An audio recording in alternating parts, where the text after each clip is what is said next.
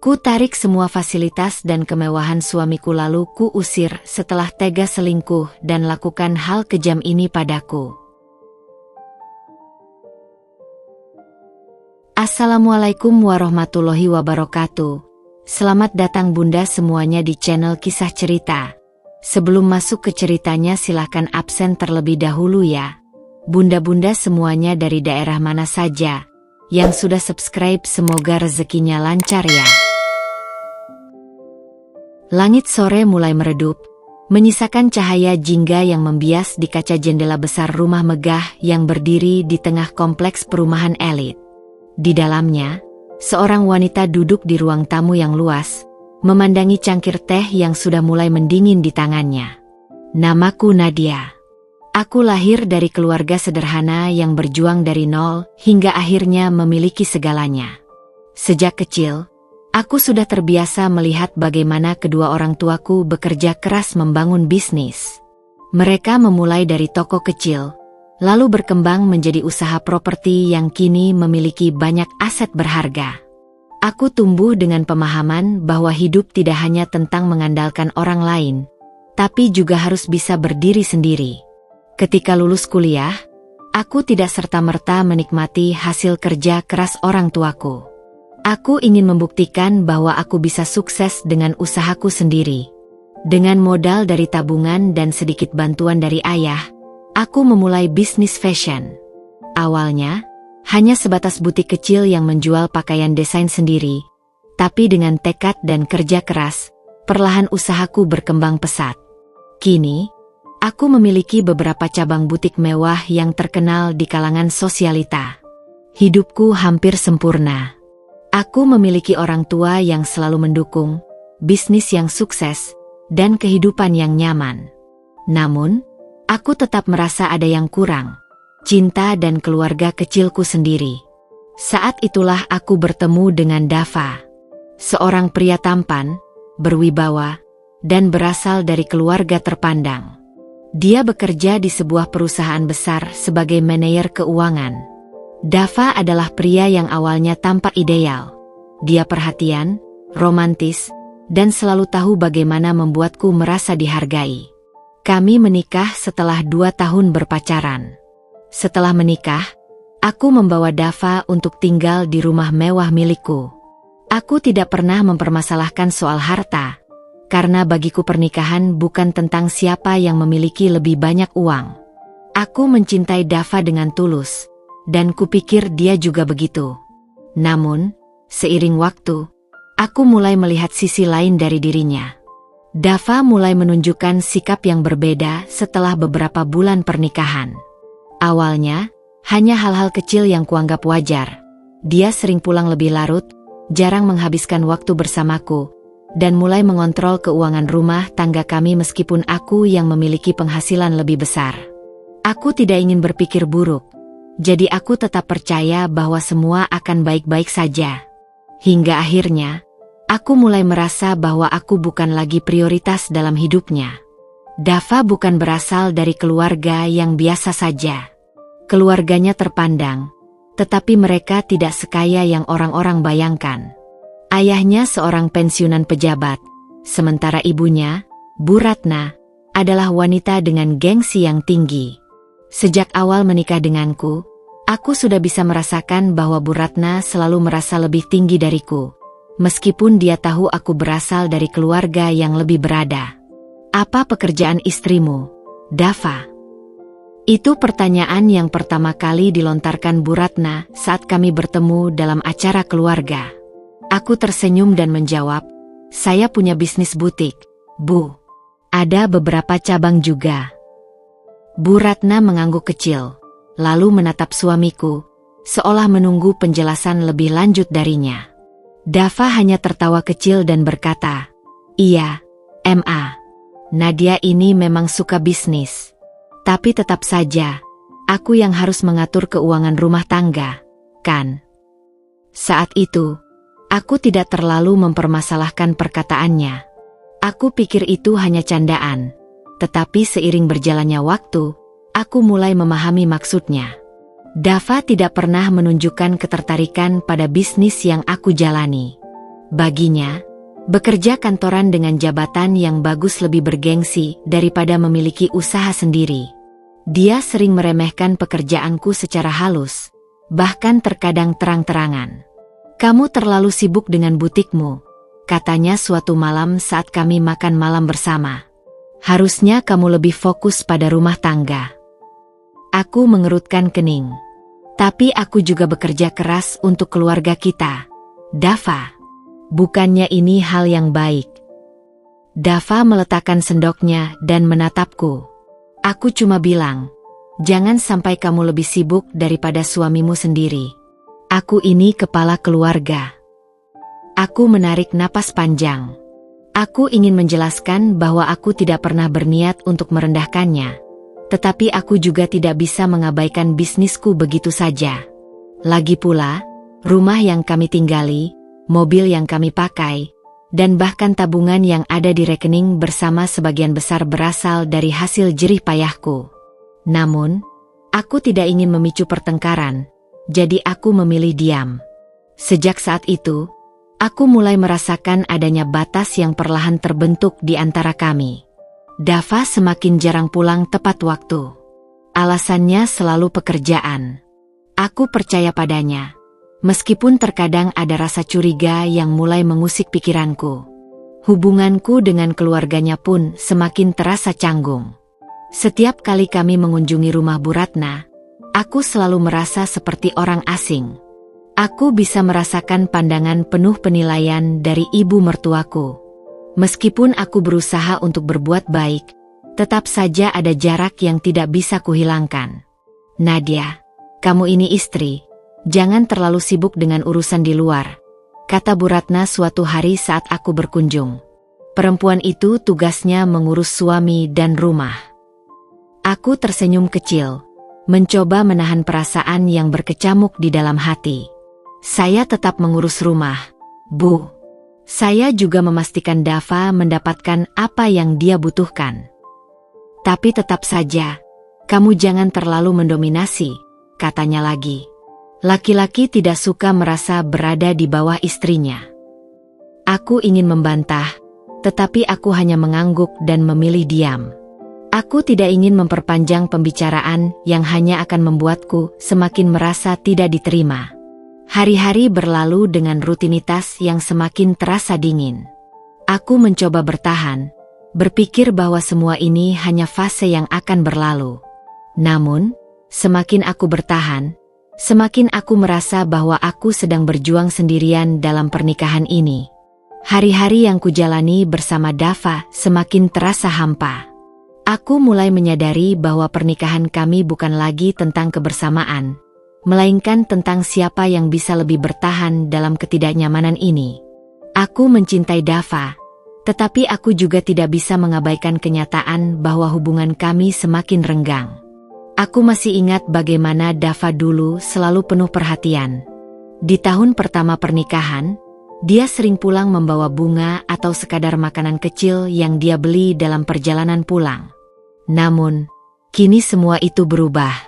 Dia hampir tidak pernah menanyakan kabarku, bahkan saat aku terlihat lelah karena urusan bisnis. Dava semakin sering pulang larut malam. Awalnya, aku mencoba memahami. Aku percaya bahwa pekerjaannya sebagai manajer keuangan memang menuntut banyak waktu. Tapi seiring waktu, aku mulai merasa ada sesuatu yang janggal. "Aku ada lembur lagi, Nadia," katanya suatu malam saat aku menunggunya di meja makan. "Kamu makan duluan aja." Aku menatap makanan yang masih utuh di meja. Aku sudah memasak makanan kesukaannya, berharap kami bisa makan malam bersama seperti dulu. Tapi lagi-lagi, dia menolaknya. "Lembur lagi?" tanyaku pelan, mencoba menahan rasa kecewa. "Akhir-akhir ini kamu sibuk sekali." Dava menghela napas, seolah tidak ingin membahasnya. "Iya, kerjaan makin banyak." Aku ingin bertanya lebih jauh, tapi aku tahu percuma. Akhirnya, aku hanya mengangguk dan membiarkannya pergi. Hari-hari berlalu dengan pola yang sama. Dava semakin sering pulang larut, bahkan kadang tidak pulang sama sekali. Ketika aku bertanya, dia selalu memberikan alasan yang sama, pekerjaan. Aku ingin percaya, tapi firasatku mengatakan ada sesuatu yang tidak beres. Tak hanya itu, hubungan dengan keluarga Dava pun semakin memburuk. Aku merasa mereka tidak pernah benar-benar menerimaku sebagai bagian dari keluarga. Setiap kali aku berkunjung ke rumah mertuaku, selalu ada komentar yang menyudutkanku. "Kamu tidak hamil juga, Nadia?" tanya Bu Ratna suatu hari dengan nada yang terdengar tajam. Aku terdiam. Bukan karena aku tidak ingin memiliki anak, tapi karena aku tahu Dava belum siap. Kami sudah beberapa kali membahas soal ini, dan setiap kali aku mencoba mengajak Dava berdiskusi, dia selalu menghindar. Aku dan Dava masih ingin menikmati waktu berdua dulu, Bu, jawabku dengan senyum yang kupaksakan. Bu Ratna hanya mendengus pelan. Kalau terlalu sibuk dengan pekerjaan, kapan punya anaknya? Katanya sambil melirikku tajam. Jangan-jangan Dava cari yang lain, loh. Dadaku langsung terasa sesak mendengar ucapannya. Aku tahu mungkin itu hanya candaan, tetapi kata-katanya begitu menusuk. Sejak saat itu, kecurigaanku semakin besar. Aku mulai memperhatikan gerak-gerik Dava. Aku tidak ingin berpikiran buruk, tetapi semua tanda-tanda mengarah pada sesuatu yang tidak bisa kuabaikan. Suatu malam, aku memberanikan diri untuk memeriksa ponselnya saat dia tertidur. Tanganku bergetar saat membuka pesan-pesan yang masuk. Jantungku berdetak lebih cepat saat melihat satu nama yang tidak kukenal. Dinda. Aku membuka percakapan mereka, dan seketika dadaku seperti diremas. Aku kangen kamu, Mas. Kapan kita bisa bertemu lagi? Tangan dan tubuhku langsung lemas. Aku menatap layar ponsel itu dengan mata yang memanas. Dava bukan hanya sibuk dengan pekerjaannya. Dia sibuk dengan wanita lain. Aku menutup ponsel itu dengan tangan gemetar. Aku ingin marah, ingin membangunkannya dan menanyakan semuanya saat itu juga. Tapi aku menahan diri. Aku tidak ingin membuat keputusan saat sedang emosi. Malam itu, aku tidak bisa tidur. Aku memandangi langit-langit kamar, mencoba mencari jawaban atas pertanyaan yang terus berputar di kepalaku. Sejak kapan Dava berselingkuh? Kenapa dia tega melakukan ini kepadaku? Aku berpikir kembali tentang semua perlakuannya selama ini. Bagaimana dia selalu merasa lebih tinggi dariku. Bagaimana keluarganya selalu merendahkanku. Bagaimana dia semakin menjauh dariku. Semua tanda itu ada, tetapi aku terlalu buta untuk menyadarinya lebih awal. Keesokan paginya, aku bersikap seolah tidak terjadi apa-apa. Aku ingin melihat sejauh mana Dava akan terus berbohong kepadaku. Seiring waktu, aku semakin banyak menemukan bukti. Aku mulai mengecek rekening kami dan menemukan transaksi-transaksi mencurigakan. Dava sering mengirim uang dalam jumlah besar ke rekening yang tidak kukenal. Aku meminta bantuan seorang temanku yang bekerja di bank untuk menelusurinya, dan ternyata rekening itu milik wanita bernama Dinda. Hatiku semakin hancur. Bukan hanya dia berselingkuh, tetapi dia juga menggunakan uangku untuk membiayai wanita lain. Aku tidak bisa lagi menahan amarah dan rasa sakit ini sendirian.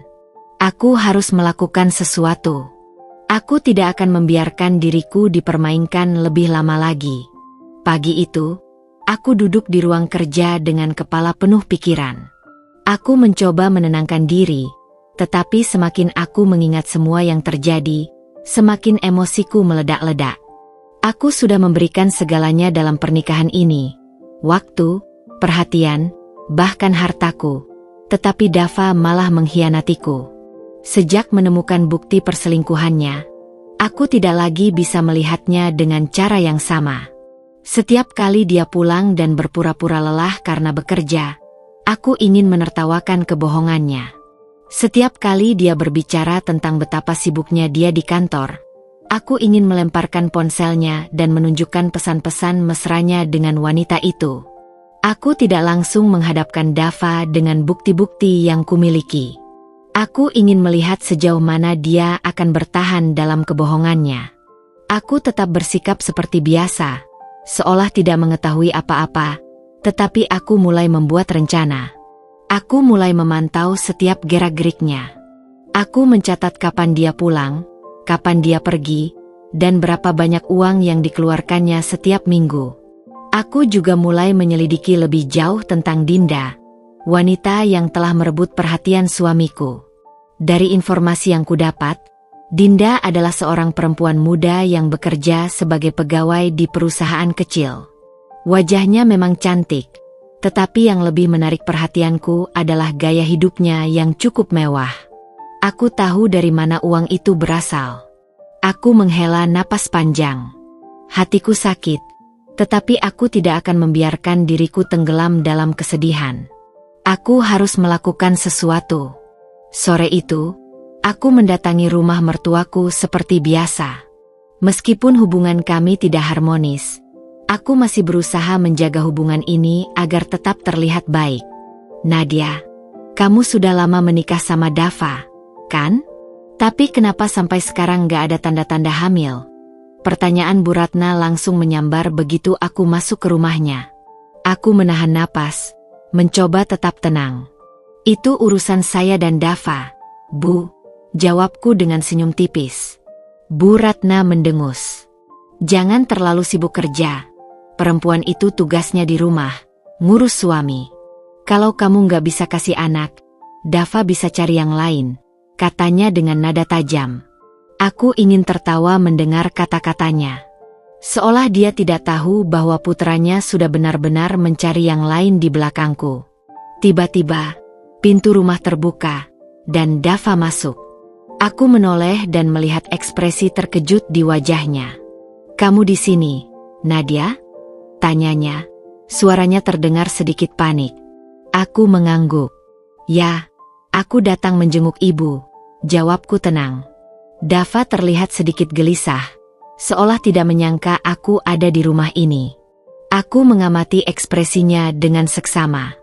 Apakah dia takut aku tahu sesuatu? Aku memutuskan untuk bermain lebih jauh. "Dava, kamu terlihat lelah. Sibuk sekali ya akhir-akhir ini?" tanyaku dengan nada lembut, berpura-pura masih menjadi istri yang penuh perhatian. Dava tersenyum tipis. "Iya, kerjaan banyak," jawabnya cepat. Aku menatapnya lekat-lekat. Aku ingin tahu apakah dia merasa bersalah sedikit saja. Tetapi dari caranya berbicara, dia tampak terlalu nyaman dalam kebohongannya.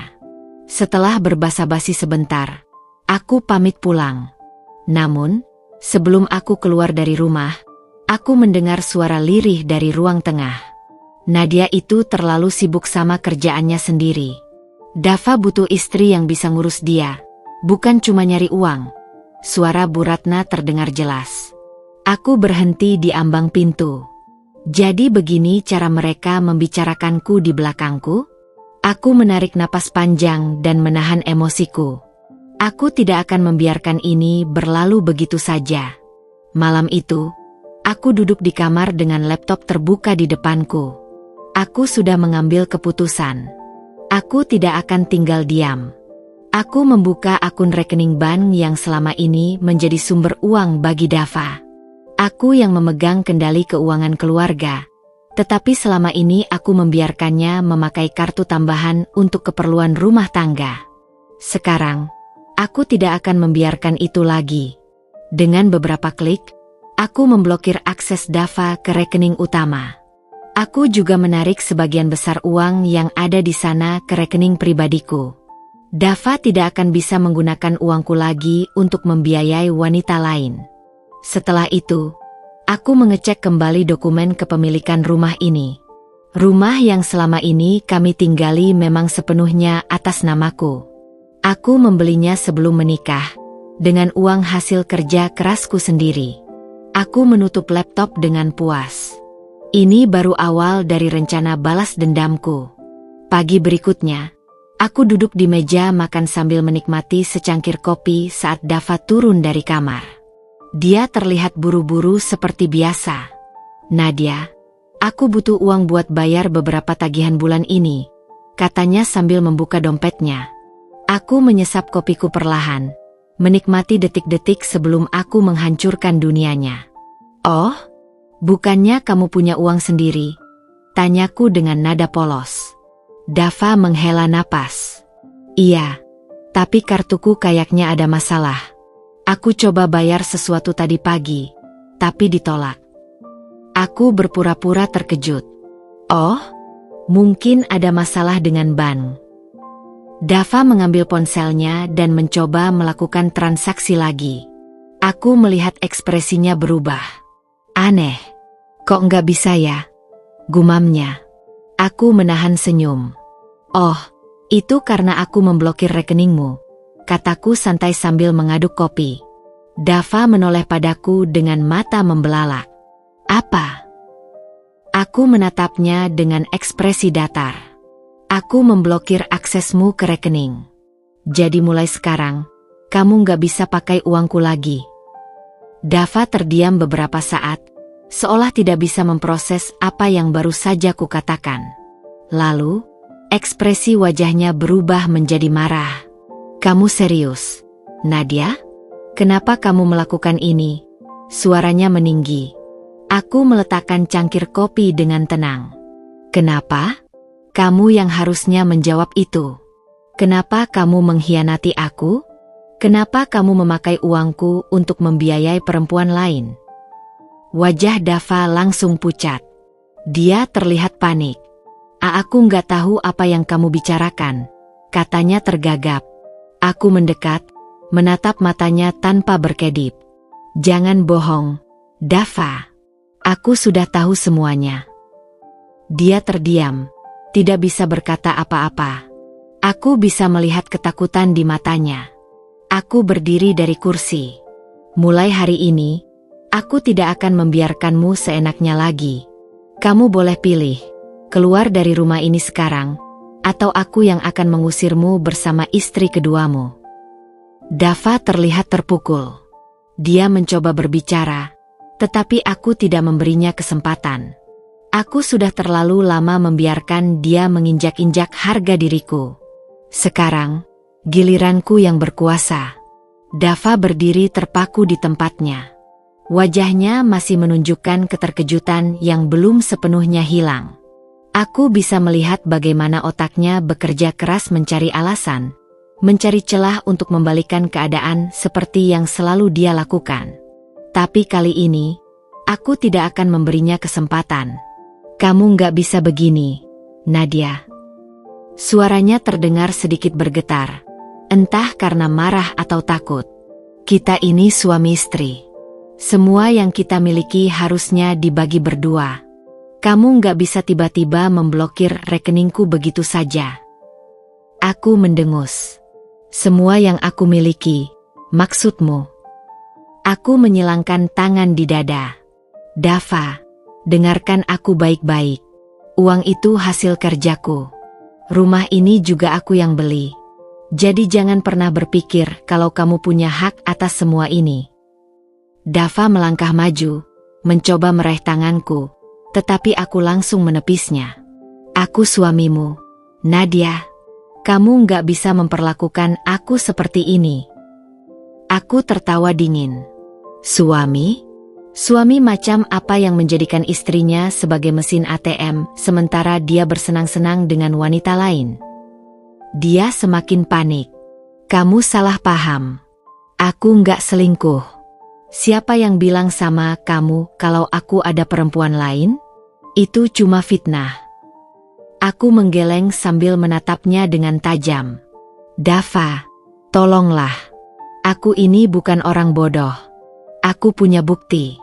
Aku tahu tentang Dinda. Aku tahu uangku selama ini kamu pakai untuk dia. Mau bohong apa lagi? Dava semakin gelisah. Matanya berlari ke kanan dan kiri seolah mencari jalan keluar.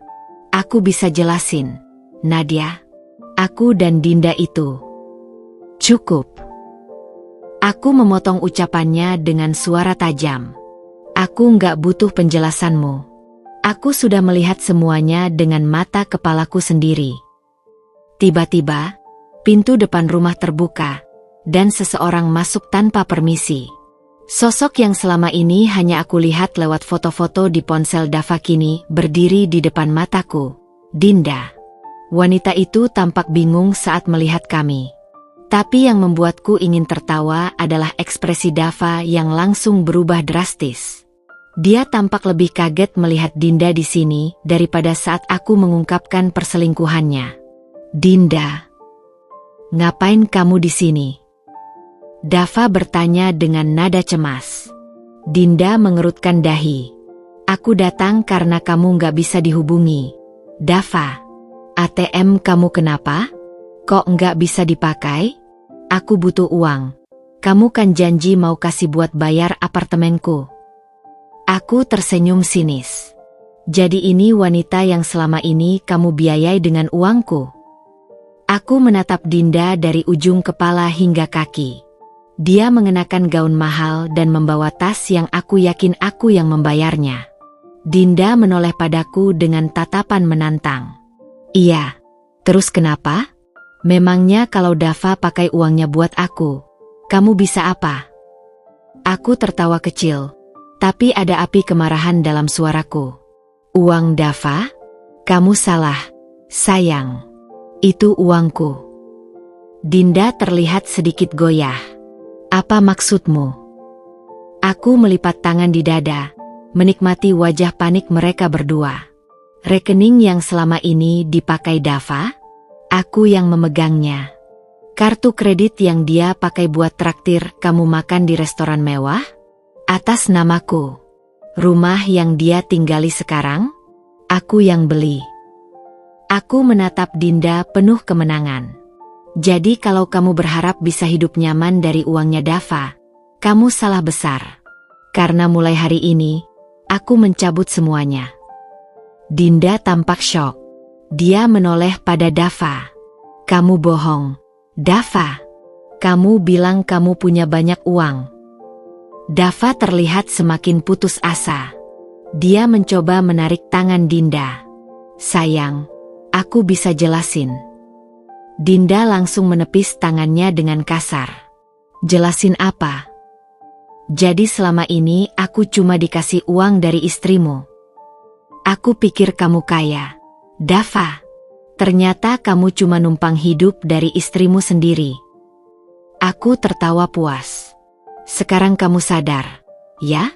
Pria yang kamu rebut dari aku ini bukan siapa-siapa tanpa aku. Dinda menatap Dava dengan jijik. Aku nggak mau lagi sama kamu. Dasar laki-laki nggak berguna. Setelah mengatakan itu, dia langsung berbalik dan berjalan cepat keluar rumah. Dava tampak semakin panik. Dinda, tunggu. Jangan pergi. Dia mengejarnya, tetapi Dinda sudah menghilang di luar pagar. Aku menghela napas, lalu menatap Dava yang kini berdiri dengan wajah hancur. Lihat, bahkan perempuan yang kamu pilih lebih dari aku pun gak mau sama kamu kalau kamu gak punya apa-apa. Dava menoleh padaku dengan mata merah. Kamu jahat, Nadia. Aku tertawa kecil. Jahat? Setelah semua yang kamu lakukan? Setelah semua penghinaan, kebohongan, dan pengkhianatan yang aku terima? Dava mendekat, mencoba meraih tanganku lagi. Nadia, tolong. Kita bisa bicara baik-baik. Aku masih mencintaimu. Aku mundur selangkah. Cinta. Aku menatapnya tajam. Kalau kamu mencintaiku, kamu tidak akan pernah mengkhianatiku. Dava terdiam. Dia tahu aku benar. Aku menarik napas dalam. Dava, aku sudah cukup sabar. Aku sudah memberi kesempatan. Tapi kamu malah menyia-nyiakannya. Aku menunjuk pintu. Sekarang, keluar dari rumahku. Wajahnya semakin hancur. Nadia, tolong. Aku berjalan ke lemari, mengambil koper, lalu melemparkannya ke arahnya. Aku bilang, keluar. Dava masih berdiri di tempatnya, tampak tak percaya. Aku melangkah mendekat, menatapnya lurus. Dava, kamu tidak hanya mengkhianati aku sebagai istri. Kamu juga mengkhianati orang yang selalu mempercayaimu. Aku mencintaimu dulu, tapi sekarang yang tersisa cuma rasa muak. Air mata mulai menggenang di mata Dava. Aku menyesal, Nadia. Aku menahan napas, menekan rasa sakit yang masih tersisa dalam hatiku. Lalu aku menggeleng pelan. Terlambat.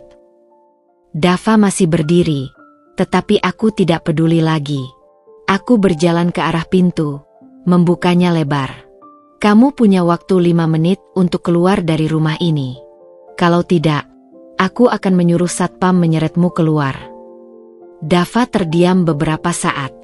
Lalu, dengan langkah berat, dia mengambil koper itu dan berjalan keluar. Aku menutup pintu dengan perasaan lega. Untuk pertama kalinya setelah sekian lama, aku merasa bebas. Aku menyandarkan tubuhku ke pintu, menarik napas panjang.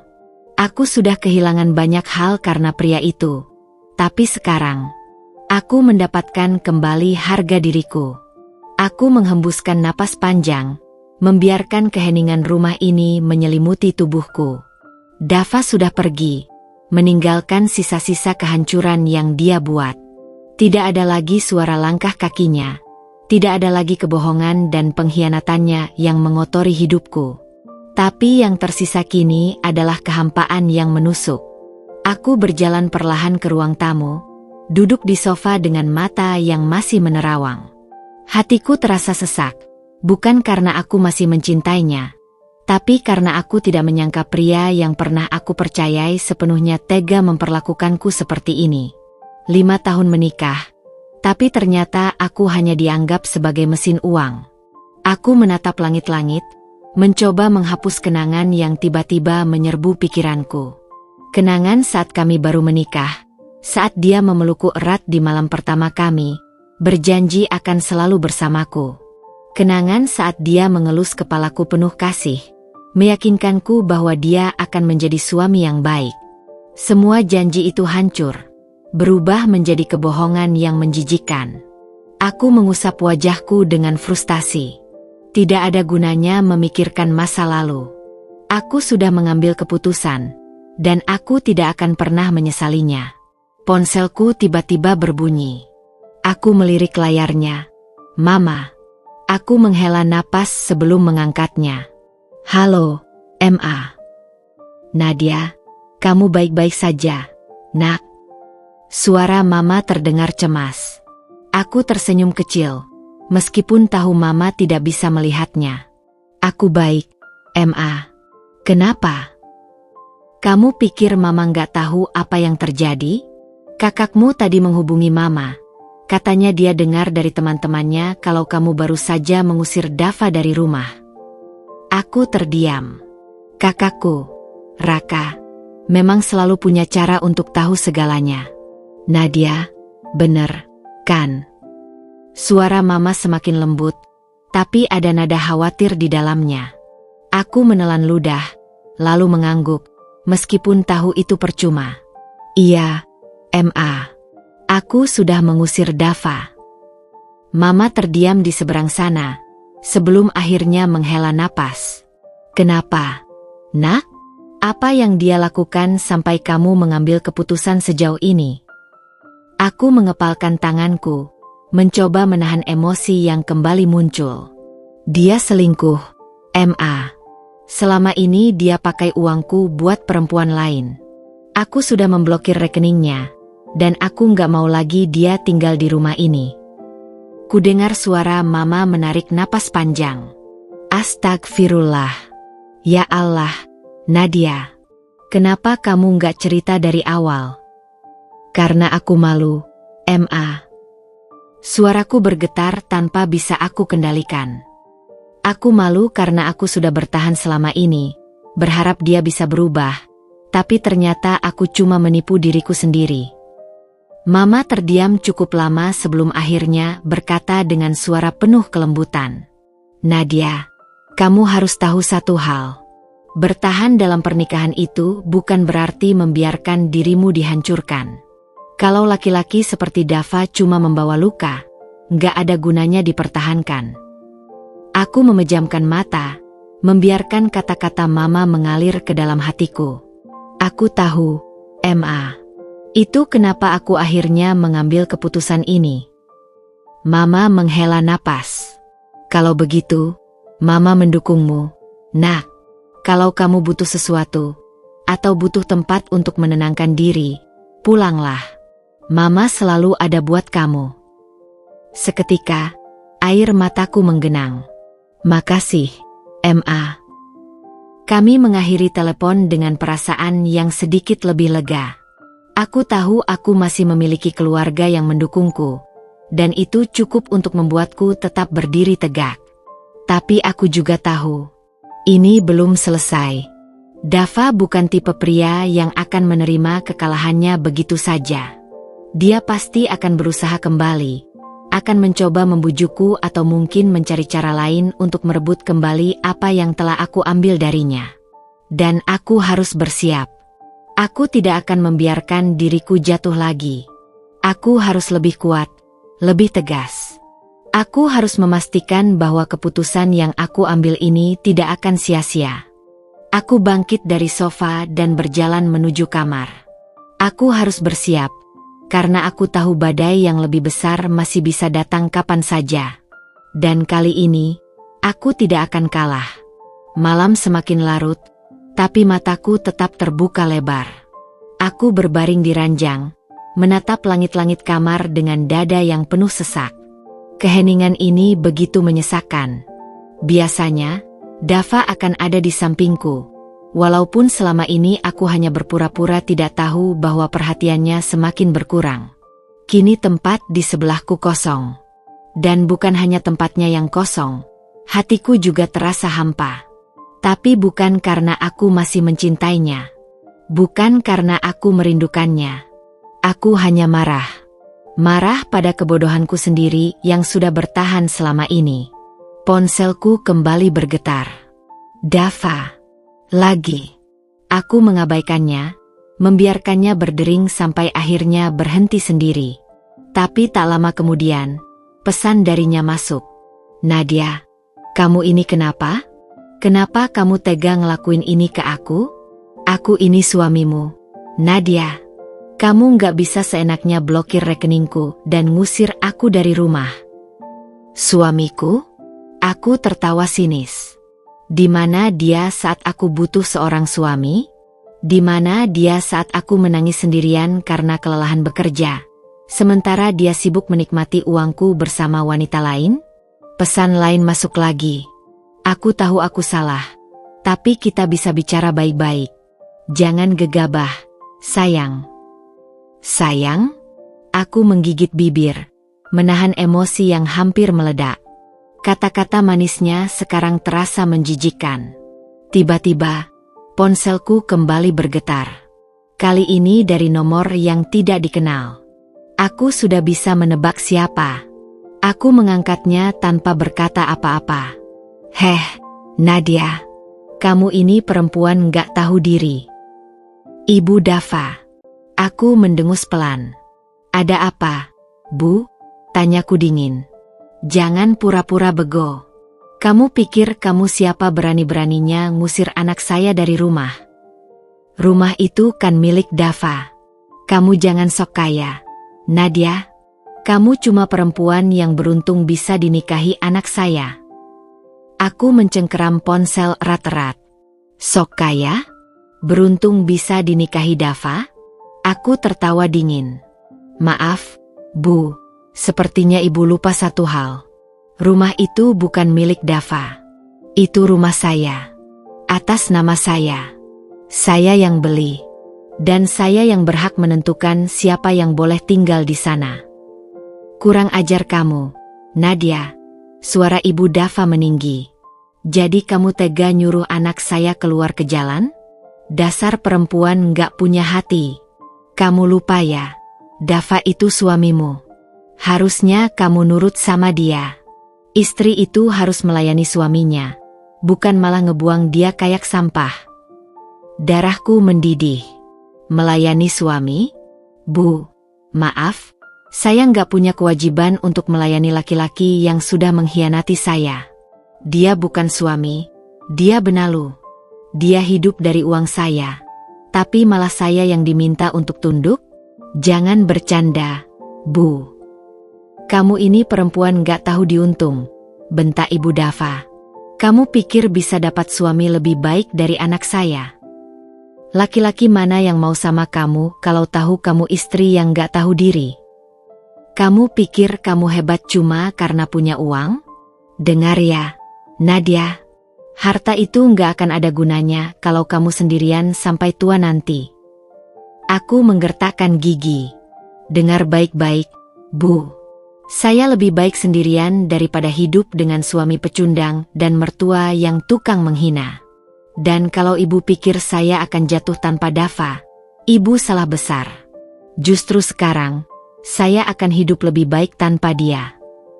Tanpa menunggu jawaban, aku menutup telepon. Tanganku gemetar, bukan karena takut, tapi karena amarah yang semakin membakar dadaku. Aku berdiri, berjalan ke lemari dan menarik laci dengan kasar. Aku mengeluarkan semua dokumen kepemilikan rumah, rekening, dan aset-aset lainnya. Aku harus memastikan semuanya aman, karena aku tahu, Dava dan keluarganya tidak akan tinggal diam. Mereka pasti akan mencari cara untuk merebut apa yang bukan hak mereka. Aku tidak akan membiarkan itu terjadi. Aku sudah cukup bersabar, cukup terluka, cukup menjadi korban. Sekarang, aku yang akan mengendalikan segalanya. Aku akan memastikan mereka menyesal telah meremehkan aku. Pagi itu, aku duduk di ruang tamu dengan secangkir kopi yang hampir dingin. Aku baru saja selesai menelepon pengacaraku, memastikan bahwa semua asetku benar-benar aman dari tangan Dava dan keluarganya. Semalaman aku tidak tidur, bukan karena cemas atau takut, tapi karena pikiranku dipenuhi dengan satu hal.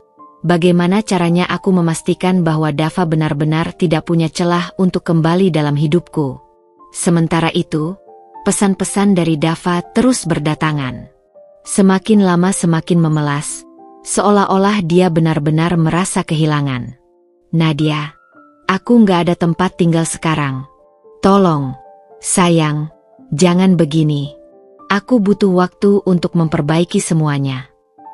Aku salah. Aku tahu, tapi tolong kasih aku kesempatan. Aku janji aku bakal berubah. Aku akan jadi suami yang lebih baik. Aku tersenyum sinis. Kenapa baru sekarang? Kenapa baru sadar setelah aku menutup akses rekeningnya? Kenapa baru mengemis ketika aku mengusirnya dari rumah? Kalau aku tidak bertindak, apakah dia masih akan terus hidup enak di atas penderitaanku? Aku tahu jawabannya. Tak lama kemudian, bel rumah berbunyi. Aku berjalan ke pintu dengan tenang, sudah bisa menebak siapa yang datang. Begitu aku membukanya, wajah Dava yang kusut langsung terlihat di depan mataku. Dia masih mengenakan kemeja yang sama seperti kemarin, rambutnya berantakan, dan wajahnya tampak lelah. Nadia. Suaranya bergetar. Aku menyilangkan tangan di dada. Apalagi? Tanyaku dingin. Dava menatapku dengan mata memohon. Aku nggak punya tempat tinggal. Nadia, kamu tahu itu. Tolong jangan begini. Aku menghela napas. Masalahmu, bukan masalahku. Nadia, aku suamimu. Aku tertawa kecil. Suami? Sejak kapan kamu benar-benar jadi suami buatku, Dava? Sejak kapan kamu bertanggung jawab sebagai kepala keluarga? Aku menatapnya tajam. Aku yang cari uang, aku yang kerja keras, aku yang ngurus rumah ini. Dan sekarang, kamu mau pakai status suami untuk menekan aku? Dava menelan ludah. Aku tahu aku salah. Tapi, kamu tega. Tega. Aku melangkah mendekatinya. Tega itu ketika kamu mengkhianati aku. Tega itu ketika kamu membiarkan perempuan lain masuk dalam hidupmu sementara aku banting tulang untuk keluarga kita. Jadi sekarang, Jangan pernah tanya apa aku tega atau tidak. Dava terdiam, tidak bisa membalas. Aku bersedekap. Sekarang pergi. Nadia, tolong. Aku melirik ke belakangnya, dan saat itulah aku melihat seorang perempuan berdiri tak jauh dari sana. Sinta. Perempuan yang selama ini dia selingkuhi. Mataku menyipit. Kamu bawa perempuan ini ke rumahku. Dava menoleh ke belakang, seolah baru sadar Sinta masih berdiri di sana. Aku tersenyum sinis. Kamu benar-benar tidak punya malu, ya? Aku melipat tangan. Kemarin kamu berselingkuh dengannya di belakangku. Sekarang kamu berharap aku akan menampung kalian berdua? Atau jangan-jangan kamu pikir aku ini perempuan bodoh yang masih bisa kamu manfaatkan? Wajah Dava semakin memucat. Sinta yang sejak tadi diam akhirnya melangkah maju. Mbak Nadia, kita bisa bicara baik-baik, kan? Aku menatapnya dengan tatapan dingin. Bicara baik-baik. Aku menyeringai. Seharusnya kamu bilang itu saat pertama kali kamu tidur dengan suamiku. Sinta menghela napas, lalu menatap Dava. Aku bilang juga apa? Dah? Aku udah bilang jangan cari Nadia lagi. Kita bisa cari tempat lain. Aku tertawa kecil. Oh, jadi kamu sebenarnya sudah tahu kalau dia nggak punya apa-apa tanpa aku. Wajah Sinta memerah. Aku bukan orang yang matre, Mbak. Aku mencintai Dava, bukan hartanya. Bagus, aku tersenyum sinis. Kalau begitu, silakan buktikan. Sekarang, pergilah dari rumah ini. Buktikan bahwa kamu benar-benar bisa hidup dengan Dava tanpa uangku. Sinta menggigit bibirnya, sementara Dava semakin cemas. Nadia, aku mohon. Aku melangkah ke dalam rumah dan menarik pintu dengan keras. Brak! Aku mengunci pintu. Aku tidak peduli lagi pada suara Dava yang masih memanggil namaku di luar. Tidak peduli pada tangisan atau permohonannya. Aku sudah selesai dengan Dava. Tidak akan ada lagi belas kasihan. Tidak akan ada lagi air mata untuk pria yang sudah menghancurkan hidupku. Aku berjalan kembali ke ruang tamu dan meneguk sisa kopi yang sudah dingin. Hari ini, aku benar-benar merasakan kebebasan untuk pertama kalinya. Malam itu, aku duduk di ruang kerja sambil memeriksa laporan keuangan perusahaan. Sesekali aku melirik layar ponselku yang masih terus bergetar. Nomor Dava dan Sinta bergantian meneleponku. Tak satupun panggilan itu aku jawab. Aku tersenyum sinis. Mereka pasti panik. Aku sengaja tidak hanya memblokir akses rekening Dava, tapi juga memutus semua fasilitas yang pernah dia nikmati dariku. Kartu kreditnya sudah diblokir. Mobil yang selama ini dia gunakan aku tarik kembali. Bahkan apartemen kecil yang dulu kuberikan untuknya kini sudah diambil alih oleh pengacaraku. Dia tidak punya apa-apa lagi. Aku tahu Dava bukan tipe pria yang bisa bertahan dalam keterpurukan. Dia terbiasa hidup enak, bergantung pada kemewahan yang aku berikan. Dan sekarang, aku ingin melihat sejauh mana dia bisa bertahan tanpa itu semua. Tak lama, sebuah pesan masuk dari nomor tak dikenal. Nadia, tolong angkat teleponku. Aku butuh bicara. Aku mendecak pelan. Sudah kuduga, dia akan menggunakan nomor baru untuk menghubungiku. Tapi aku tidak akan terjebak dalam permainan ini lagi. Aku meletakkan ponselku dan kembali fokus pada pekerjaanku. Namun, belum sampai 5 menit, bel rumahku kembali berbunyi. Aku mengerutkan kening. Siapa lagi? Aku berjalan menuju pintu dengan perasaan tidak enak. Begitu aku membukanya, wajah Dava yang lusuh langsung menyambutku. Tapi kali ini, dia tidak sendiri. Di belakangnya berdiri seorang wanita parubaya yang sudah sangat kukenal. Ibu Dava. Aku menghela napas panjang. Nadia. Suara Ibu Dava terdengar lembut, tapi penuh kepalsuan. Kita bisa bicara sebentar. Aku melirik Dava yang berdiri dengan wajah penuh harap. Jadi sekarang dia membawa ibunya? Apa dia pikir aku akan luluh begitu saja? Apalagi yang kalian mau? Tanyaku dingin. Ibu Dava tersenyum kecil. Nadia, kamu tahu sendiri bagaimana keadaan Dava sekarang. Kamu tega membiarkan suamimu hidup di jalanan. Aku tertawa sinis. Ibu benar-benar tidak tahu malu, ya.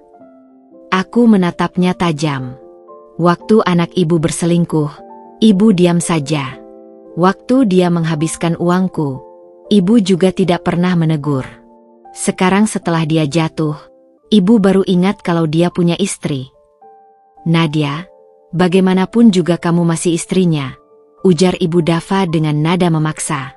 Tidak lama lagi, aku menyahut tegas. Aku sudah mengurus perceraian. Jadi tolong, berhenti mengemis di depanku. Wajah ibu Dava memerah. Kamu benar-benar perempuan tak tahu balas budi. Aku mendengus. Balas budi? Bu, dengarkan baik-baik. Aku yang bekerja, aku yang membiayai rumah ini, aku yang menanggung semua kebutuhan Dava selama bertahun-tahun. Kalau ada yang berhutang budi, itu Dava, bukan aku. Dava menghela napas panjang. Nadia, aku cuma butuh waktu untuk memperbaiki semuanya. Aku janji aku akan berubah. Aku akan. Tidak ada lagi kesempatan, potongku. Sudah cukup aku membuang waktu untukmu. Ibu Dava melipat tangan di dada. Kamu ini perempuan keras kepala. Makanya tidak heran kalau suamimu selingkuh. Perempuan seperti kamu memang tidak tahu cara menghormati suami. Aku mengernyit. Jadi menurut ibu, kalau suami berselingkuh, itu salah istri? Begitu. Ya, seorang istri harus bisa melayani suaminya dengan baik. Kalau sampai suami mencari perempuan lain, berarti ada yang salah dengan dirimu. Aku tertawa dingin. Terima kasih, Bu. Sekarang aku tahu dari mana Dava belajar menjadi laki-laki tak tahu diri. Nadia, suara ibu Dava meninggi. Aku menatapnya tanpa takut. Kalau ibu pikir aku akan menyesal dan mengambil Dava kembali, ibu salah besar. Aku tidak akan pernah mau lagi jadi sapi perah keluarga kalian. Ibu Dava mendengus. Kamu pikir kamu bisa hidup bahagia setelah mencampakkan anakku? Aku menyeringai. Oh, aku tidak hanya akan bahagia.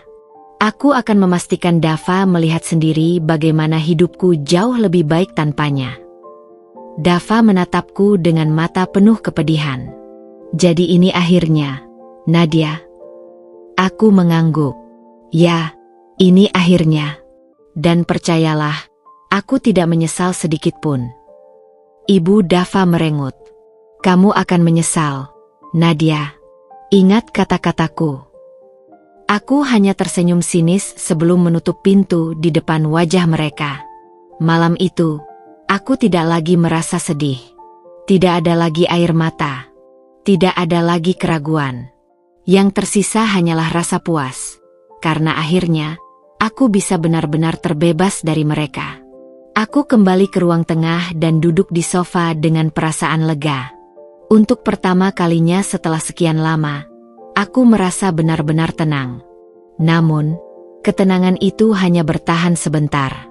Ponselku kembali bergetar. Aku meliriknya, nomor tak dikenal lagi. Aku mengabaikannya, tapi telepon itu terus berdering. Aku menghela napas panjang, lalu akhirnya mengangkatnya. Apa? Tanyaku tajam. Tak ada suara selama beberapa detik. Lalu terdengar helaan napas seseorang dari seberang sana. Nadia, tolong. Suara itu lirih. Aku terdiam. Itu suara Dava. Apalagi yang kamu mau? Tanyaku dingin. Aku nggak punya tempat lagi. Aku nggak punya uang, nggak punya rumah. Aku bahkan nggak tahu harus kemana. Aku terkekeh sinis. Kamu pikir aku peduli?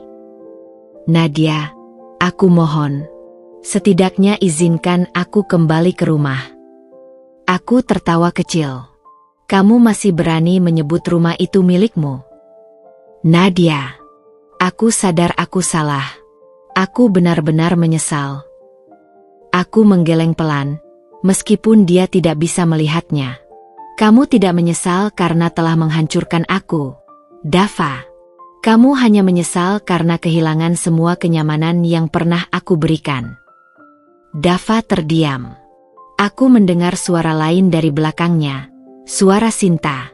Mas, tanya dong, uang kita gimana? Kita harus tinggal di mana sekarang? Aku tersenyum mengejek. Oh, jadi sekarang selingkuhanmu sudah mulai menuntut, ya? Dava menarik napas. Aku nggak tahu harus bagaimana. Semua rekeningku diblokir. Mobil sudah ditarik. Aku bahkan nggak bisa menghubungi siapapun untuk minta bantuan. Aku mendengus. Lalu, kamu berharap aku kasihan dan membantumu? Nadia, tolong. Aku janji aku akan berubah. Aku akan menebus semua kesalahanku. Aku hanya butuh waktu. Aku menggigit bibir, mencoba menahan amarah yang mulai membakar dadaku. Dava, suaraku pelan, tapi tajam. Dengar baik-baik. Aku bukan lagi istrimu. Aku bukan lagi perempuan bodoh yang akan menampungmu setiap kali kamu dalam masalah. Aku sudah cukup bersabar. Aku sudah cukup berkorban. Dan sekarang, aku sudah cukup puas melihatmu hancur seperti ini. Nadia. Suaranya nyaris seperti bisikan. Aku menutup telepon tanpa ragu. Aku tidak peduli lagi. Aku melempar ponsel ke meja dan menyandarkan tubuhku di sofa. Untuk pertama kalinya, aku merasa bebas. Bebas dari kebodohan. Bebas dari ketakutan. Bebas dari beban perasaan yang selama ini menghancurkanku. Namun, aku tahu, ini belum selesai. Dava bukan tipe pria yang bisa menerima kekalahan begitu saja. Dan aku siap menghadapi apapun yang akan dia lakukan selanjutnya. Malam itu, aku duduk di balkon lantai 2 rumahku, menyesap teh hangat sambil menatap pemandangan kota yang mulai diselimuti kegelapan.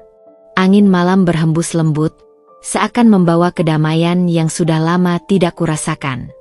Namun, ketenangan itu tak bertahan lama. Suara gaduh dari luar rumah membuat dahiku berkerut.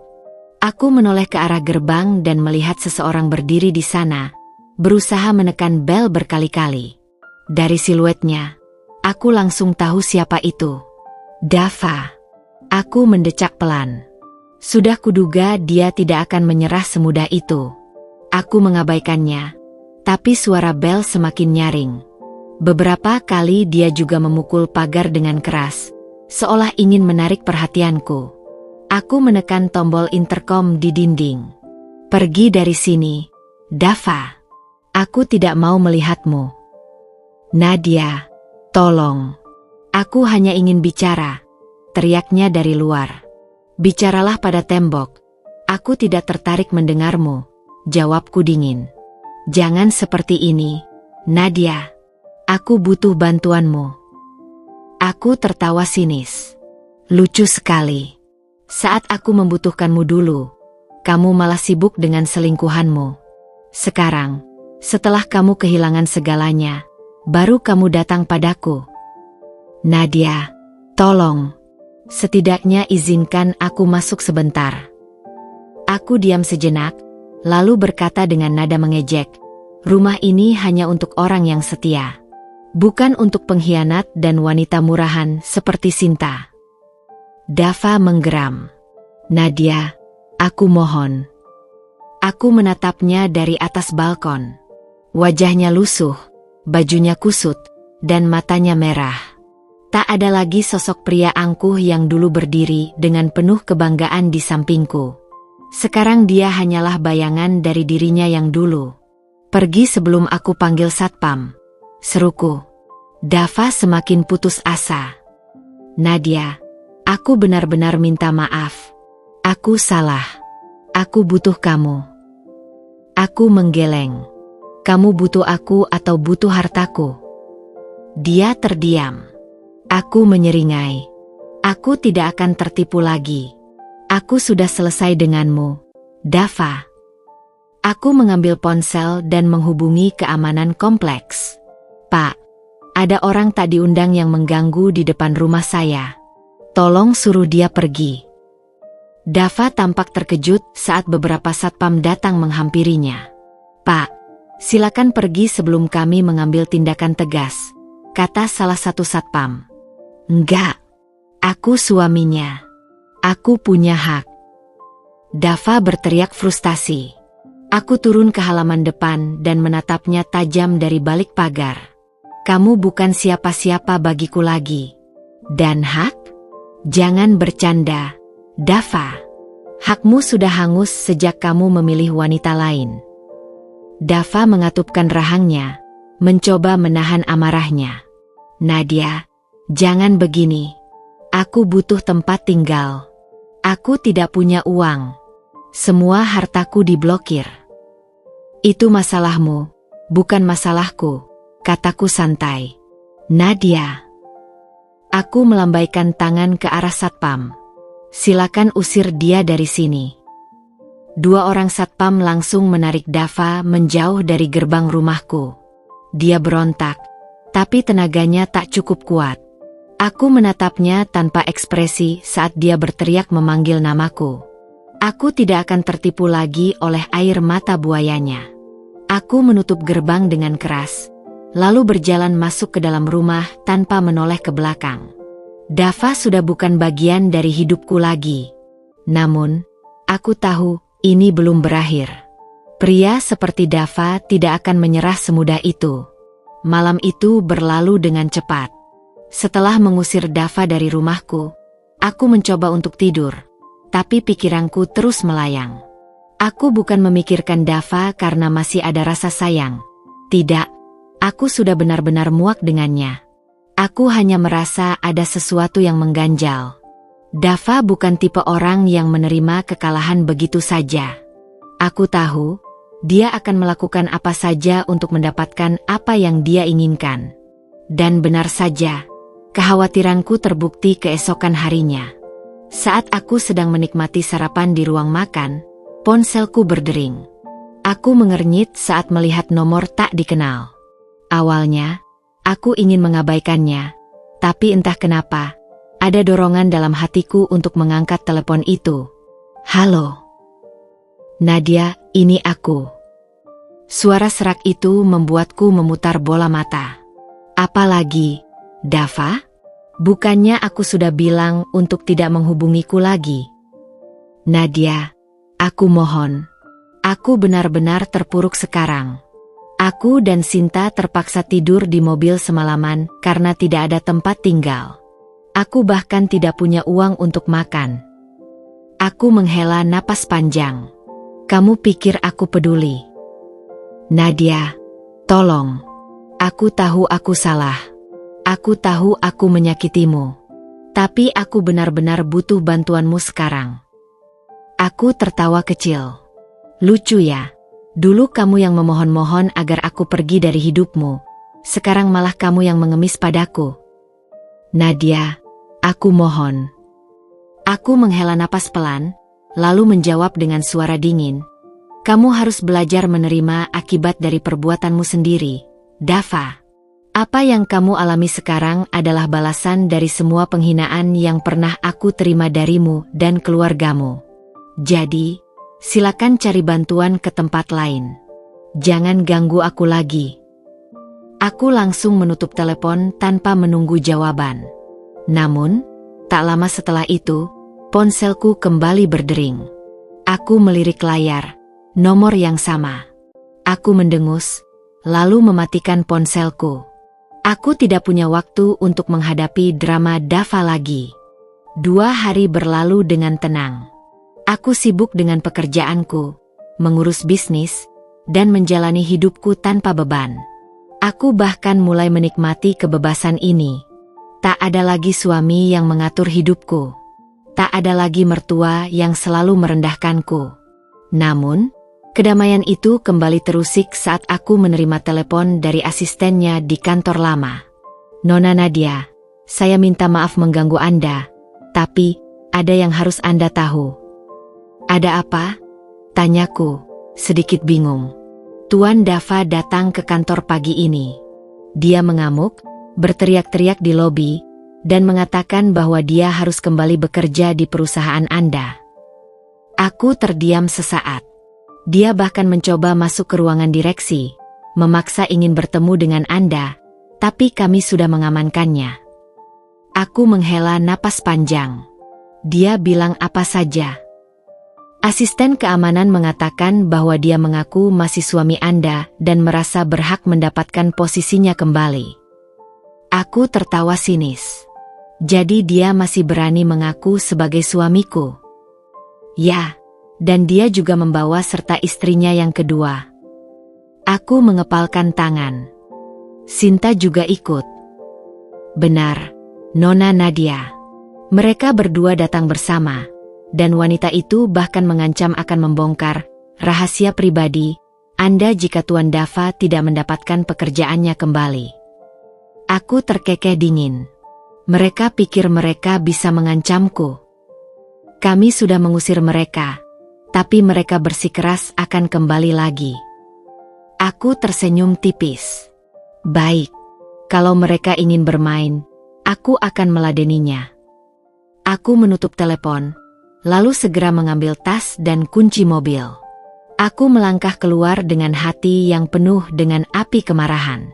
Jika Dava dan Sinta berpikir mereka bisa mempermainkanku lagi, mereka salah besar.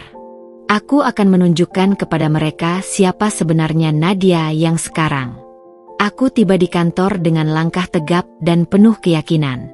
Begitu aku memasuki lobi, semua mata langsung tertuju padaku. Karyawan-karyawan yang sedang sibuk dengan pekerjaan mereka menatapku dengan penuh hormat. Mereka tahu siapa aku, pemilik utama dari perusahaan ini. Namun, tatapan mereka bukan satu-satunya yang menarik perhatianku. Di sudut ruangan, duduklah Dava dan Sinta.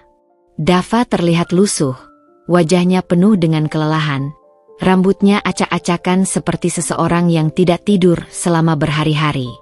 Sementara itu, Sinta duduk di sampingnya dengan ekspresi penuh kesombongan, meskipun pakaian yang dikenakannya sudah tidak semewah dulu.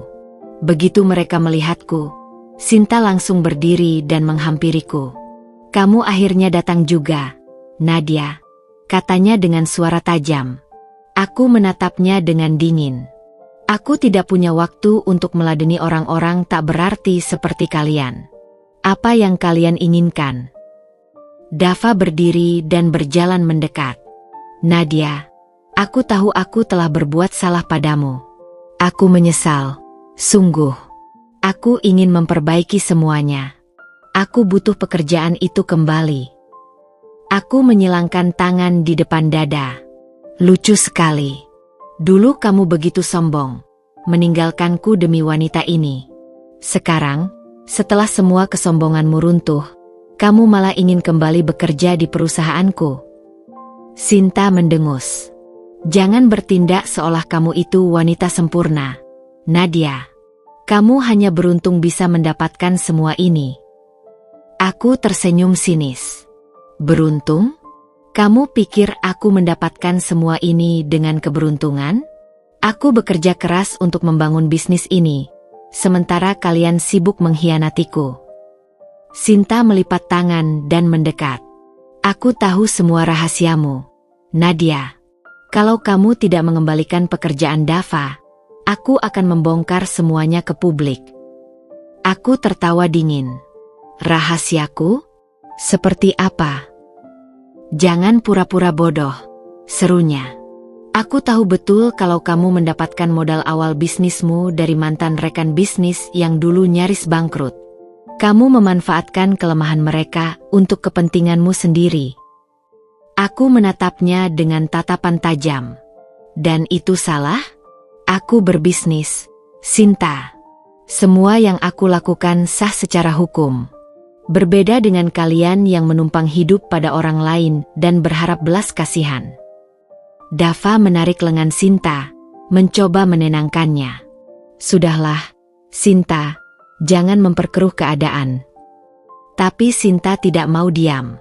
Jadi kamu benar-benar tidak akan memberikan pekerjaan itu kembali, Nadia? Aku tersenyum sinis.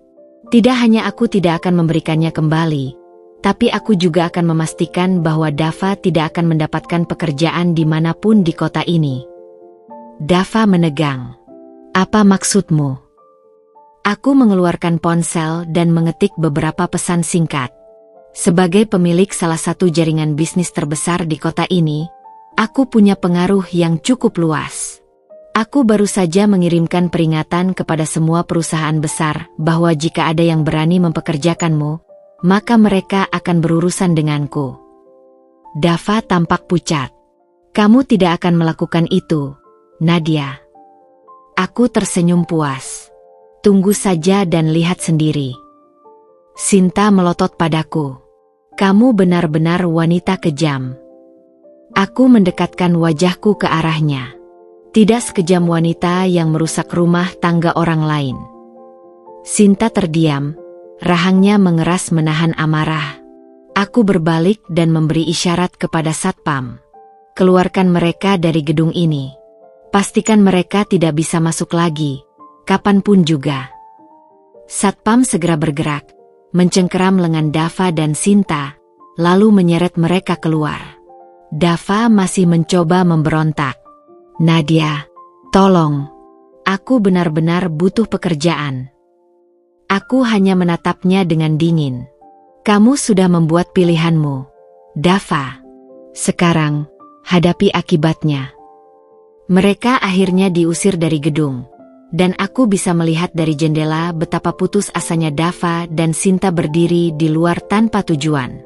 Tapi ini belum selesai. Aku sudah menyiapkan sesuatu yang lebih besar untuk mereka. Jika mereka pikir ini adalah akhir dari balas dendamku, mereka salah besar. Setelah memastikan Dava dan Sinta terusir dari perusahaanku, aku duduk di kursi direktur dengan penuh kemenangan. Namun, bagiku ini belum cukup. Aku ingin mereka benar-benar merasakan kehancuran, merasakan bagaimana rasanya diinjak setelah mereka menghancurkan hidupku dulu. Aku mengambil ponsel dan menghubungi sekretarisku, Livia. Livia, aku ingin semua akses keuangan Dava benar-benar diblokir. Rekening, kartu kredit, apapun yang masih terhubung dengan namaku, segera hentikan semuanya. Baik, Bu Nadia. Saya akan mengurusnya sekarang juga, jawab Livia cepat. Aku tersenyum puas. Dava mungkin berpikir dia masih bisa bertahan dengan sedikit uang yang tersisa, tapi dia lupa kalau hampir semua rekeningnya terhubung denganku. Rumah yang dulu dia banggakan, itu atas namaku. Mobil yang sering dia gunakan untuk pamer, aku yang membelinya. Aku akan memastikan dia merasakan jatuh ke titik paling rendah. Tak lama kemudian, ponselku berbunyi. Aku mengangkatnya dengan tenang. Bu Nadia, semua rekening Dava sudah berhasil diblokir. Dia tidak bisa mengakses uangnya lagi, kata Livia. Bagus. Pastikan juga semua akses lainnya ikut ditutup. Tidak ada kartu kredit, tidak ada akses ke rekening tabungan manapun, ujarku. Baik, Bu, sahutnya. Aku meletakkan ponselku di meja, lalu menatap keluar jendela. Aku membayangkan bagaimana reaksi Dava saat mencoba menarik uangnya dan menemukan semuanya telah menghilang. Dan seolah semesta mendukung keinginanku, tak lama kemudian ponselku kembali berdering. Kali ini, nama yang muncul di layar adalah Dava. Aku menekan tombol jawab dengan santai. Nadia, apa yang kamu lakukan? Suara Dava terdengar panik. Aku tersenyum kecil. Maksudmu apa? Rekeningku. Aku tidak bisa menarik uangku. Aku tidak bisa melakukan transaksi apapun. Suaranya mulai meninggi. Oh, itu, ujarku dengan nada datar. Aku hanya memastikan kamu benar-benar merasakan bagaimana rasanya kehilangan segalanya. Sama seperti yang dulu kamu lakukan padaku. Nadia, ini keterlaluan. Aku masih butuh uang untuk hidup. Aku tertawa kecil. Oh, sekarang kamu ingat bagaimana rasanya tidak punya uang? Lucu sekali. Dulu kamu menikmati hidup dari hartaku, membelikan barang-barang mewah untuk selingkuhanmu, dan sekarang kamu mengemis padaku. Dava terdiam di ujung sana. Aku melanjutkan, Dava, aku tidak akan memberi 1 rupiah pun padamu. Kamu pikir aku akan membiarkanmu bersenang-senang dengan wanita lain menggunakan uangku? Oh tidak, sayang. Mulai sekarang, kamu bisa merasakan bagaimana rasanya hidup tanpa dukungan siapapun. Nadia, tolonglah. Aku benar-benar butuh uang. Sinta juga butuh uang untuk biaya hidup kami. Suaranya mulai melemah. Aku mendengus sinis. Oh, jadi kamu masih bersama Sinta? Hebat. Aku pikir setelah kamu diusir dari perusahaan dan kehilangan segalanya, dia akan meninggalkanmu. Dava menghela napas. Aku tidak tahu harus bagaimana lagi. Aku menyandarkan punggungku ke kursi. Dava, kamu sendiri yang memilih jalan ini. Sekarang, tanggung akibatnya. Aku tidak akan membantu, aku tidak akan peduli, dan aku tidak akan memaafkan.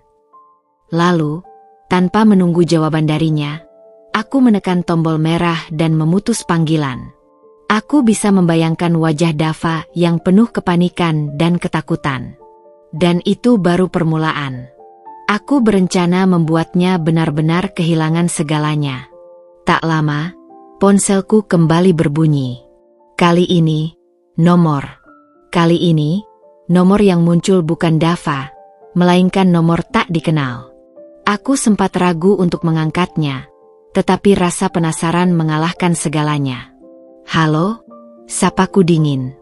Sejenak, tak ada suara di seberang sana, hanya napas seseorang yang terdengar ragu. Lalu, suara seorang wanita akhirnya terdengar, dan aku langsung tahu siapa pemilik suara itu. Nadia, ini aku, Sinta. Aku menahan tawa. Luar biasa. Wanita perusak rumah tanggaku kini menghubungiku. Entah dia punya keberanian atau hanya sedang putus asa. Ada apa? Tanyaku dengan nada malas. Aku ingin bicara denganmu. Tolong, jangan tutup telepon ini dulu. Suaranya terdengar memohon. Aku menyilangkan kaki dan menyandarkan punggung ke kursi. Kau ingin bicara apa? Jangan bilang kau mau memohon belas kasihan. Sinta terdiam sejenak, lalu berkata pelan. Nadia, aku tahu aku sudah salah. Aku tahu aku merebut Dava darimu. Aku mengakuinya. Aku tidak akan membela diri. Tapi, tolong, jangan hukum kami seperti ini. Aku benar-benar tidak tahu harus bagaimana lagi. Aku tertawa kecil, tak bisa menahan diri. Jadi sekarang kau datang padaku? Setelah semua yang kau lakukan? Kau pikir aku akan iba? Sinta menghela napas. Aku sudah tidak punya uang. Kami sudah tidak punya tempat tinggal lagi. Aku bahkan harus menggadaikan perhiasanku hanya untuk makan hari ini.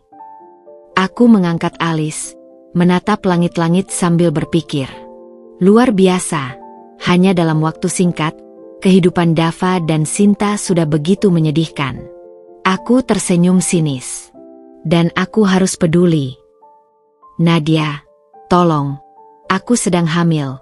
Suara Sinta bergetar. Aku terdiam sesaat. Hamil? Jadi wanita ini mengandung anak Dava? Aku tak tahu harus merasa kasihan atau semakin muak. Aku menarik napas dalam, lalu berkata dengan nada tenang. Sinta, dulu aku pernah memohon kepada Tuhan agar suamiku kembali padaku. Aku menangis berhari-hari, tersiksa dengan pengkhianatan kalian. Tapi kau malah tertawa di belakangku, hidup bahagia dengan uang yang seharusnya untuk rumah tanggaku. Sekarang, kau menangis di hadapanku. Sinta terisak. Aku tidak pernah berpikir ini akan terjadi. Aku pikir Dava akan bisa mengurusku. Aku mendengus. Dava bahkan tidak bisa mengurus dirinya sendiri tanpa uangku. Kau pikir dia akan mengurusmu? Isakannya semakin menjadi. Aku benar-benar menyesal.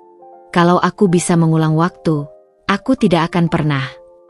Sudah terlambat, potongku tajam. Kalian berdua membuat pilihan.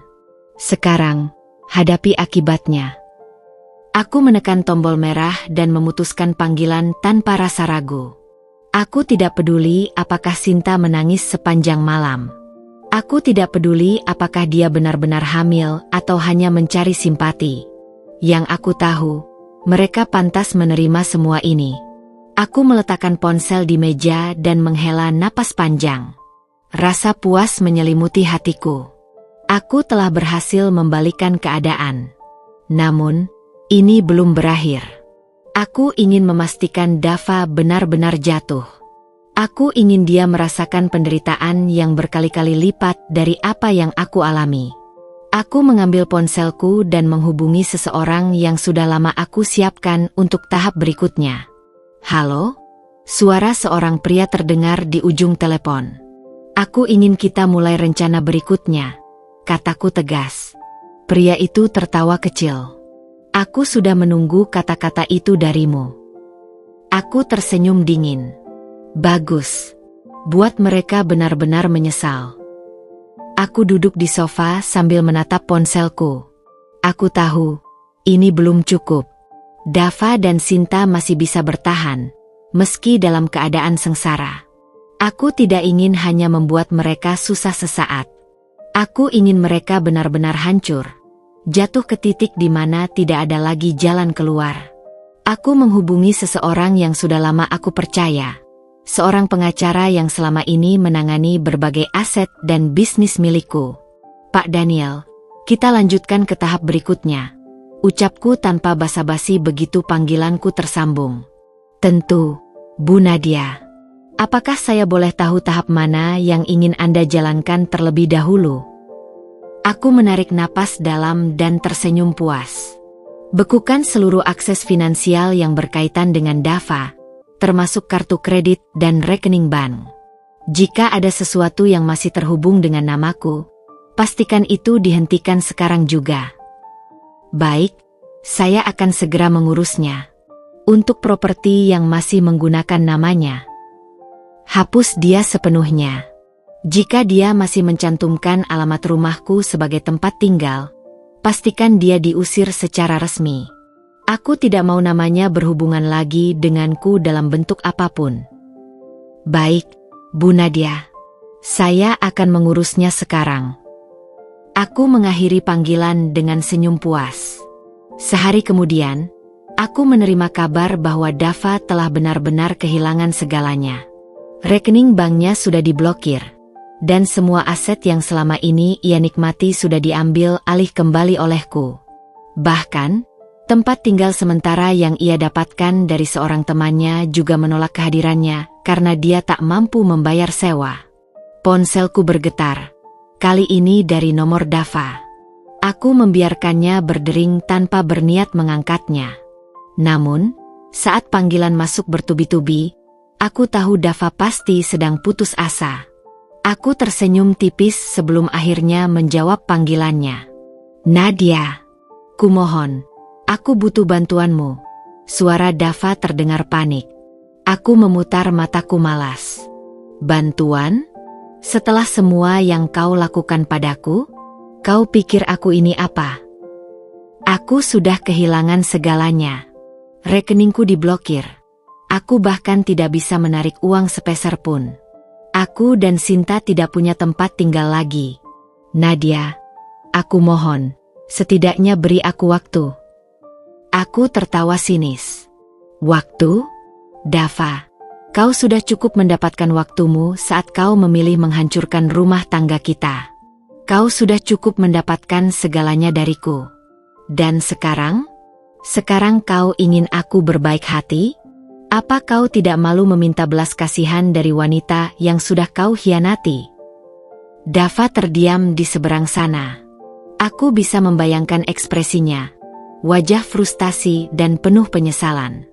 "Nadia, aku tahu aku salah," ucapnya dengan suara bergetar. "Aku terlalu bodoh karena membuangmu. Aku menyesal. Aku seharusnya tidak meninggalkanmu."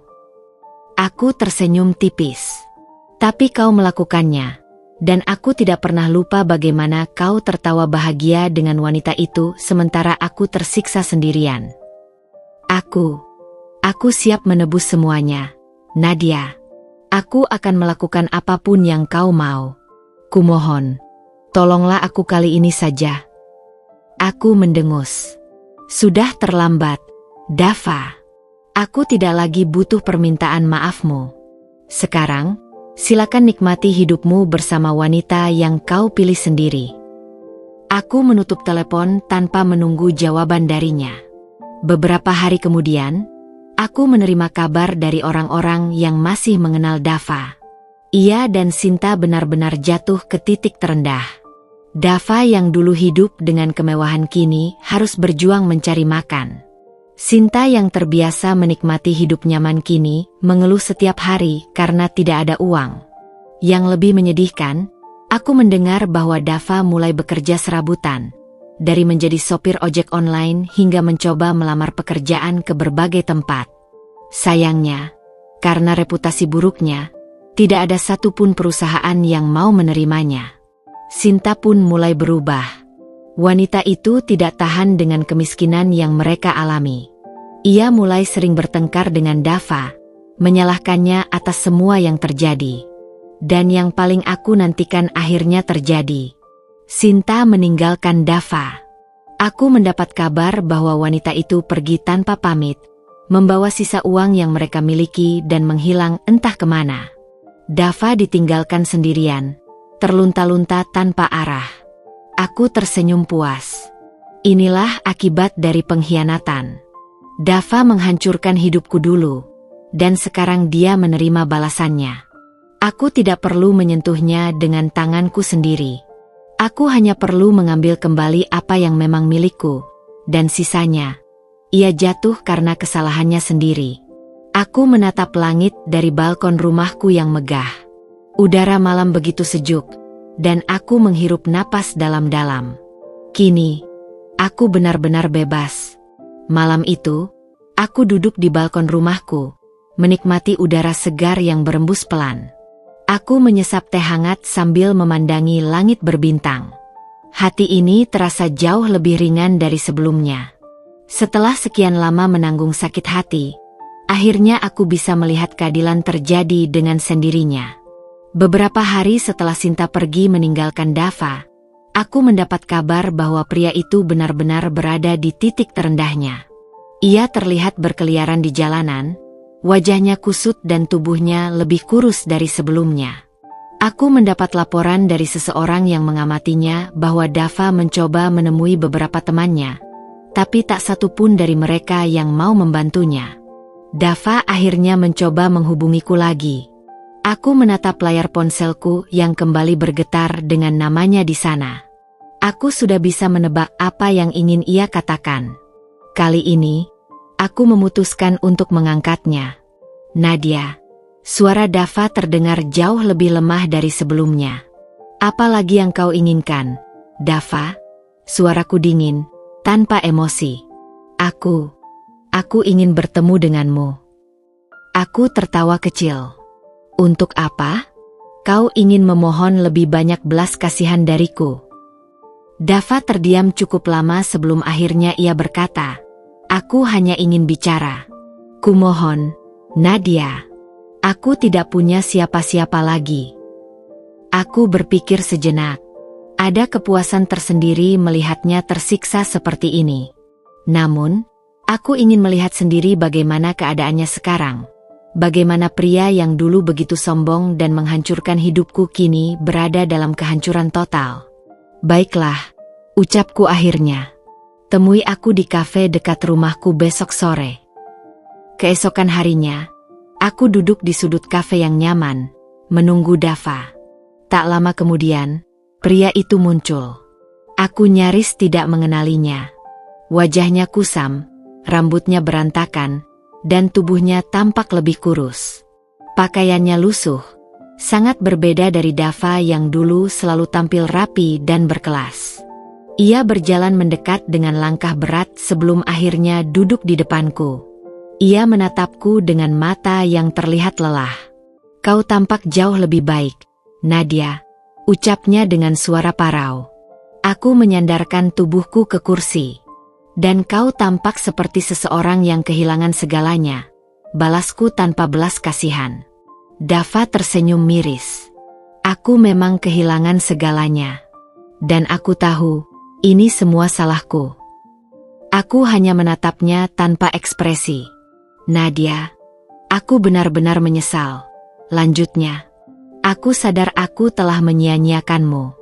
Aku seharusnya tidak pernah meninggalkanmu. Aku seharusnya tidak pernah mengkhianatimu." Aku mengangkat alisku. "Dan baru sekarang kau menyadarinya." "Aku terlalu buta dulu." Dava mengusap wajahnya dengan frustasi. "Aku pikir aku bisa hidup bahagia dengan Sinta. Aku pikir aku bisa menikmati kemewahan tanpamu. Tapi aku salah besar. Sinta meninggalkanku begitu saja saat aku sudah tidak punya apa-apa." Aku tersenyum tipis. "Bukankah itu yang kau inginkan? Hidup dengan wanita yang kau pikir lebih baik dariku?" Dava terdiam. Ia menundukkan kepalanya, menghindari tatapanku. Aku menarik napas dalam. "Dava, aku tidak akan pernah melupakan apa yang kau lakukan padaku. Aku tidak akan pernah bisa memaafkan pengkhianatanmu. Aku membiarkanmu jatuh bukan karena aku pendendam, tapi karena kau memang pantas mendapatkannya." Dava menatapku dengan mata berkaca-kaca. "Aku tidak meminta maaf agar kau menerimaku kembali. Aku tahu itu tidak mungkin. Aku hanya ingin kau tahu. Aku menyesal." Aku menatapnya lama sebelum akhirnya berkata, "Penyesalan tidak akan mengubah apapun, Dava. Kau harus menerima konsekuensi dari tindakanmu." Dava mengangguk pelan. "Aku mengerti." Ia menghela napas panjang sebelum akhirnya berdiri. "Terima kasih karena masih mau menemuiku, Nadia. Aku tidak akan mengganggumu lagi." Aku hanya diam, membiarkan Dava pergi tanpa menahannya. Saat ia melangkah keluar dari kafe, aku merasa lega. Aku sudah mendapatkan apa yang aku inginkan. Balas dendam, keadilan, dan kebebasan.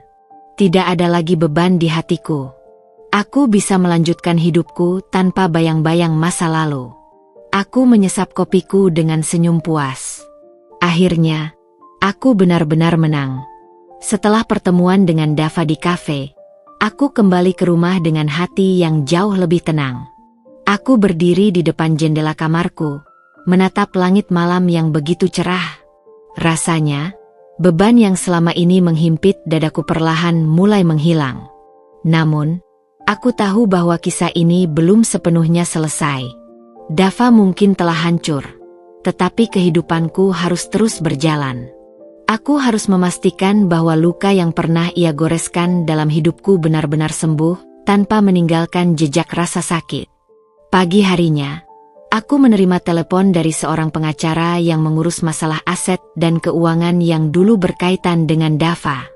Aku mendengarkan penjelasannya dengan saksama, memastikan bahwa tidak ada lagi celah bagi Dava untuk bisa kembali menyentuh sedikit pun dari hartaku. "Nona Nadia, saya hanya ingin memastikan satu hal lagi," kata sang pengacara di ujung telepon. "Anda benar-benar tidak ingin memberikan sedikit pun bagian kepada mantan suami Anda, bukan?" Aku tertawa kecil.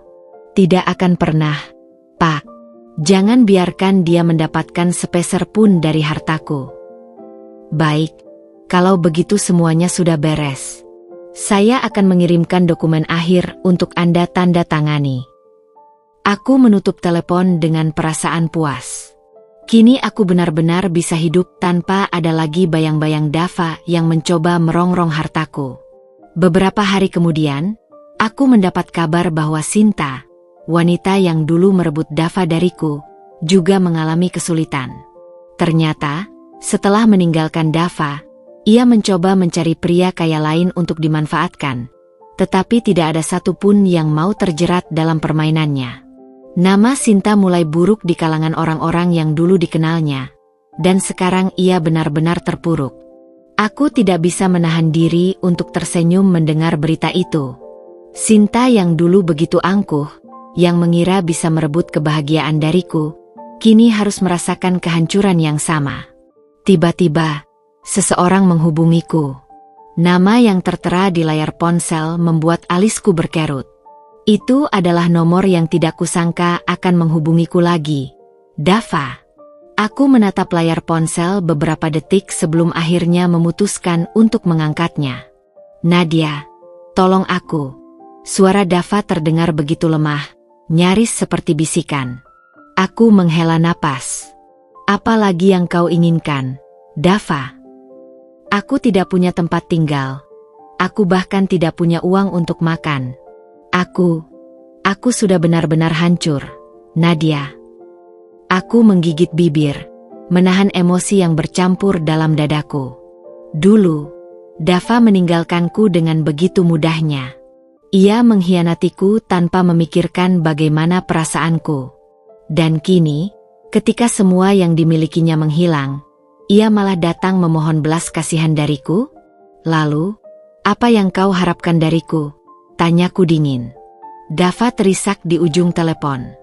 Aku tidak meminta uangmu. Aku hanya ingin kau membantuku bangkit lagi. Aku tertawa sinis. Bangkit? Dava, kau pikir aku ini siapa? Malaikat penolong? Setelah semua yang kau lakukan padaku, kau masih berani meminta bantuanku? Aku tahu aku salah, Nadia. Aku benar-benar menyesal. Aku menutup mata, membiarkan keheningan menyelimuti kami sejenak. Dava, ingatkah kau bagaimana dulu kau meninggalkanku tanpa peduli sedikitpun bagaimana aku akan bertahan? Ingatkah kau bagaimana kau mempermalukanku dengan wanita itu? Sekarang, kau ingin aku menolongmu. Dava tidak menjawab. Aku bisa mendengar napasnya yang berat, seakan ia sedang berusaha menahan tangisnya. Kau harus belajar menghadapi konsekuensi dari tindakanmu. Dava, lanjutku. Jangan berharap ada seseorang yang akan menyelamatkanmu dari kesalahanmu sendiri. Aku menekan tombol untuk mengakhiri panggilan sebelum ia sempat berkata lebih banyak. Aku tidak ingin mendengar lebih banyak alasan atau penyesalan darinya. Sejak hari itu, aku tidak lagi mendengar kabar tentang Dava. Beberapa orang mengatakan bahwa ia benar-benar jatuh ke titik terendah, hidup dalam kesulitan tanpa ada yang peduli padanya. Aku tidak merasa kasihan. Bagiku, ini adalah keadilan. Ia menuai apa yang ia tanam. Aku melanjutkan hidupku dengan lebih bahagia. Aku semakin fokus pada pekerjaanku, membangun bisnis baru, dan menikmati kebebasan yang selama ini tidak bisa kurasakan saat masih bersamanya. Aku mulai membuka hati untuk bertemu orang-orang baru, tidak lagi terjebak dalam masa lalu yang menyakitkan. Dan yang terpenting, aku tahu bahwa aku telah menang. Aku tidak hanya berhasil membalas rasa sakit yang pernah ia berikan, tetapi aku juga berhasil membuktikan bahwa aku bisa hidup jauh lebih baik tanpanya. Aku menatap ke depan dengan senyum puas. Masa laluku sudah selesai. Kini, hanya ada masa depan yang menantiku dengan begitu banyak kemungkinan indah. Setelah menutup telepon dari Dava, aku merasa lega. Tidak ada lagi beban yang harus kupikul. Tidak ada lagi air mata yang harus kubuang untuk orang yang tak pantas. Kini, aku benar-benar bebas dari bayang-bayang masa lalu. Hari-hariku kembali berjalan normal. Bisnisku berkembang pesat. Dan aku semakin menikmati hidup dengan kebebasan yang selama ini kudambakan. Aku tak lagi terbebani oleh hubungan yang penuh pengkhianatan dan air mata. Kini, aku hidup untuk diriku sendiri, untuk kebahagiaanku. Namun, tak lama setelah itu, aku mendengar kabar dari seorang kenalanku bahwa Dava benar-benar jatuh miskin. Ia kehilangan pekerjaan, terlilit hutang, dan bahkan keluarganya yang dulu membanggakannya pun kini tak mau tahu tentang keadaannya. Aku juga mendengar bahwa Sinta, yang dulu begitu bangga merebut Dava dariku, akhirnya benar-benar meninggalkannya. Perempuan itu sadar bahwa Dava tak lagi bisa memberinya kemewahan yang selama ini ia harapkan. Aku tak terkejut mendengarnya. Seorang wanita seperti Sinta hanya akan bertahan di sisi pria yang bisa memenuhi kebutuhannya. Begitu Dava jatuh miskin, ia pun pergi tanpa rasa bersalah. Karma memang datang pada waktunya. Tak lama setelah itu, aku melihat Dava di sebuah tempat umum. Ia tampak lusuh, wajahnya kusut, tubuhnya lebih kurus dari terakhir kali aku melihatnya. Matanya sayu, penuh keputusasaan. Ia tampak seperti seseorang yang telah kehilangan segalanya. Ia melihatku dan bergegas mendekat. "Nadia," suaranya lirih, nyaris seperti bisikan. Aku memandangnya dengan tatapan tanpa emosi. "Kau masih berani menemuiku?" tanyaku dingin. Aku benar-benar menyesal," ujarnya dengan suara bergetar. "Aku bodoh, Nadia. Aku telah menghancurkan hidupku sendiri. Aku mengerti sekarang. Aku mengerti betapa berharganya kau. Aku mohon, beri aku kesempatan." Aku tertawa sinis. "Kesempatan? Dava, kesempatan itu sudah lama kuberikan padamu. Tapi kau memilih untuk mengkhianatiku. Sekarang, kau ingin kembali? Kau pikir aku ini tempat penampungan pria gagal?" Ia terisak. Aku bisa melihat bagaimana kesedihan dan penyesalan begitu jelas di wajahnya. "Tolong, Nadia. Aku benar-benar tidak punya siapa-siapa lagi." Aku menatapnya tajam. "Dava, aku dulu menangis karena kepergianmu. Aku dulu terluka, terpuruk, merasa dunia ini begitu kejam. Tapi lihat aku sekarang. Aku tidak membutuhkanmu. Aku tidak lagi merindukanmu. Dan aku tidak akan pernah membiarkanmu kembali." Dava semakin terisak, tapi aku tak peduli. Aku berbalik, berjalan pergi meninggalkannya tanpa sedikit pun menoleh ke belakang. Untuk pertama kalinya dalam hidupku, aku merasa benar-benar menang. Aku tidak hanya berhasil membalas rasa sakit yang pernah ia berikan, tapi aku juga berhasil membuktikan bahwa aku lebih kuat tanpanya. Dan yang terpenting, aku kini bahagia. Tanpa dia. Dava masih berdiri di tempatnya, menunduk dengan tubuh lemas. Aku tak peduli lagi, langkahku semakin menjauh darinya. Ada kepuasan tersendiri dalam hatiku melihatnya menyesal seperti itu. Tapi aku sadar bahwa kebahagiaanku tak boleh lagi bergantung pada penderitaannya. Aku telah menjalani banyak luka dan bangkit dari keterpurukan. Dan itu sudah lebih dari cukup untuk membuktikan bahwa aku lebih dari sekadar seorang istri yang dikhianati. Saat aku keluar dari tempat itu, aku mendengar seseorang memanggil namaku. "Nadia." Aku menoleh dan mendapati sosok yang sudah lama mengisi hari-hariku belakangan ini. Adrian. Pria yang selama ini diam-diam selalu berada di sisiku, mendukungku tanpa syarat. Aku tersenyum saat ia menghampiriku dengan wajah cemas. "Apa kau baik-baik saja?" tanyanya penuh perhatian. Aku mengangguk pelan. "Aku baik-baik saja, Adrian." Ia menghela napas lega. "Aku sempat khawatir tadi saat melihatmu berbicara dengan dia." Aku tersenyum tipis. Aku hanya mengucapkan selamat tinggal terakhir padanya. Setelah ini, aku tak akan lagi melihat ke belakang. Adrian menatapku dengan mata hangatnya. Ia menggenggam tanganku, memberikan kehangatan yang tak lagi kurasakan sejak lama. Aku tak perlu lagi bertahan dalam hubungan yang menyakitkan. Aku tak perlu lagi berjuang sendirian. Aku memiliki orang-orang yang tulus mendukungku, dan itu lebih dari cukup untuk membuatku bahagia. Beberapa bulan berlalu. Hidupku semakin baik, bisnis restoranku berkembang pesat, dan aku telah menjadi sosok yang jauh lebih kuat daripada sebelumnya. Aku kini belajar mencintai diriku sendiri lebih dari apapun.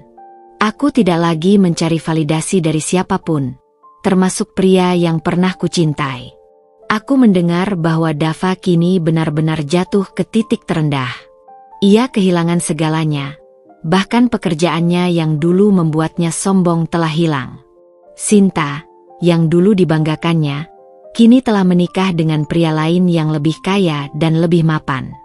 Hidup memang berputar, dan kali ini, giliran Dava yang merasakan bagaimana rasanya ditinggalkan. Suatu hari, aku mendapat surat. Aku mengenali tulisan tangannya, tulisan tangan Dava. Nadia, aku tidak berharap kau akan memaafkanku. Aku tahu aku telah melakukan kesalahan yang sangat besar, dan aku pantas menerima semua ini. Aku hanya ingin kau tahu bahwa aku benar-benar menyesal. Aku kehilangan segalanya, dan itu semua adalah akibat dari kebodohanku sendiri. Aku tidak meminta kau untuk kembali. Aku hanya berharap kau bahagia. Itu saja. Aku menghela napas panjang setelah membaca surat itu. Aku tak lagi merasakan amarah, tak ada lagi kebencian. Hanya ada rasa lega, karena aku akhirnya benar-benar bisa melepaskan semuanya. Aku mengambil pena, lalu menuliskan beberapa kalimat sebagai balasan. Dava, aku telah memaafkanmu, bahkan sebelum kau meminta maaf. Aku tidak akan menyimpan dendam, karena itu hanya akan menyakitiku sendiri. Aku berharap kau bisa belajar dari kesalahanmu dan menemukan jalanmu sendiri. Aku telah bahagia, dan aku harap kau juga bisa menemukan kebahagiaanmu sendiri. Aku melipat surat itu dan menyerahkannya pada salah satu karyawanku untuk mengirimkannya. Setelah itu, aku duduk di balkon rumahku, menikmati angin sore yang sejuk. Untuk pertama kalinya dalam hidupku, aku merasa benar-benar damai. Aku tidak membalas dendam dengan cara menyakitinya lebih dalam. Aku tidak perlu membuatnya semakin menderita untuk membuktikan bahwa aku telah menang. Kemenangan sejati adalah ketika aku bisa menjalani hidupku dengan bahagia, tanpa terbebani oleh masa lalu yang menyakitkan. Aku telah berhasil melewati semuanya, dan itu sudah lebih dari cukup. Aku tersenyum, menatap langit yang mulai berubah warna keemasan. Aku tahu, ini adalah awal dari hidup yang baru. Dari kisah Nadia, kita bisa belajar bahwa kehidupan rumah tangga tidak selalu berjalan seperti yang kita impikan. Terkadang, orang yang kita cintai bisa mengkhianati kita, dan itu menyakitkan. Namun, bukan berarti dunia kita harus hancur hanya karena seseorang mengkhianati kita. Bangkitlah, buktikan bahwa kita lebih kuat daripada rasa sakit yang mereka berikan. Jangan biarkan orang lain menentukan kebahagiaan kita, karena kebahagiaan sejati datang dari dalam diri kita sendiri. Jangan pernah takut untuk melepaskan sesuatu yang sudah tak bisa dipertahankan. Kadang, Tuhan mengambil sesuatu dari kita bukan karena ingin menyakiti, tapi karena ingin menggantinya dengan sesuatu yang jauh lebih baik. Untuk siapapun yang sedang mengalami luka karena dikhianati, percayalah bahwa semua ini hanyalah bagian dari perjalanan hidup.